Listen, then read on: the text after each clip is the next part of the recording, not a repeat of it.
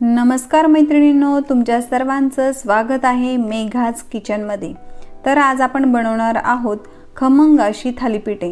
तर या ठिकाणी मी एका परातीमध्ये 2 वाट्या गव्हाचं पीठ, 1 वाटी ज्वारीचं पीठ आणि 1 वाटी बेसनाचं पीठ घेतलेलं आहे। आणि यानंतर तीळ घेतलेले आहेत, चवीनुसार मीठ घेतलेलं आहे, कोथिंबीर घेतलेली आहे।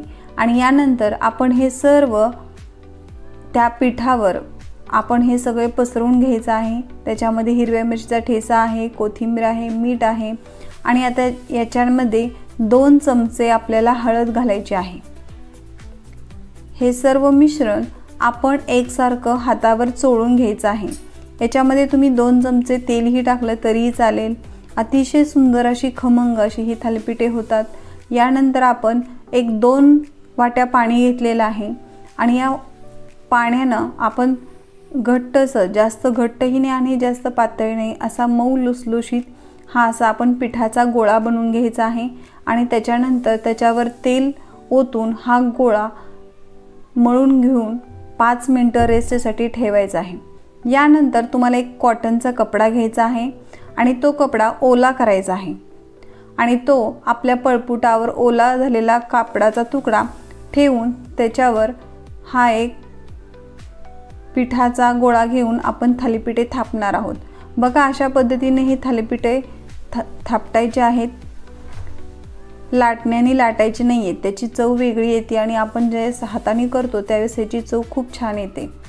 तेल घेऊन तुम्ही हे थालीपीठे असे थापून घ्यायचे आहेत। एकसारखे काट बारीक थापायचे आहेत, जेणेकरून ते जाड राहणार नाही आणि खायलाही खूप छान लागतात। बघा, अशा पद्धतीने गोलाकार देत देत तुम्हाला ही थालीपीठे थापटायचे आहेत। आणि याच्यानंतर वाफलण्यासाठी मध्ये एक तुम्हाला छिद्र पाडायचं आहे। त्यानंतर तव्यावर आपल्याला तेल टाकून घ्यायचं आहे आणि त्या थालीपीठावरही आपल्याला तेल लावायचं आहे, जेणेकरून ते तव्याला चिटकणार नाही। अशा पद्धतीने तुम्ही ते थालीपीठे त्याच्या तव्यावर टाकायचं आहे। त्यानंतर दुसरं थालीपीठ आपण थापताना त्याच्यावर पुन्हा एकदा त्या कॉटनच्या कपड्यावर तुम्हाला पाणी शिंपडायचं आहे। अशाच पद्धतीने तुम्ही सर्व तुमची थालीपीठे थापून घेऊ शकता। प्रत्येक वेळेस तुम्हाला त्या कपड्याला पाणी लावावं लागेल, जेणेकरून ते जे थालीपीठ आहे ते कपड्याला चिटकणार नाही। थालीपीठ थापताना असं तुम्हाला कडेने तेल सोडायचं आहे, जेणेकरून ते चिटकणार नाही खाली तव्याला।